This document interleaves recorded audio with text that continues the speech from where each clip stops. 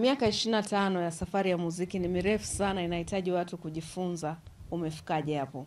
Kwa sababu watu wengi hawafiki hata miaka 5, 10, wanaishia njiani. Kwa hiyo ni somo, lazima watu wajifunze. Maisha yaliyomo zaidi ni safari ya muziki, lakini kila mtu anatamani kujua ukweli wa mtu anayempenda au ukweli wa mtu maarufu. Mambo mengi wanayasikia kutoka kwa watu, lakini hawayasikii kutoka kwa muhusika mwenyewe. Kwa hiyo ni busara sana unapopata muda wa kuwaelezea watu ukweli kuhusu wewe unafanya hivyo. Shuleni wanafunzi wanaweza wakawa 100 darasani, lakini kila mmoja na uelewa wake. Kwa hiyo nawaachia watu katika kusoma wapate nafasi ya kujua kipi watakichukua na watakifanyia nini katika maisha yao. Wengine wanaweza wakachukulia ujasiri, wakawa imara zaidi.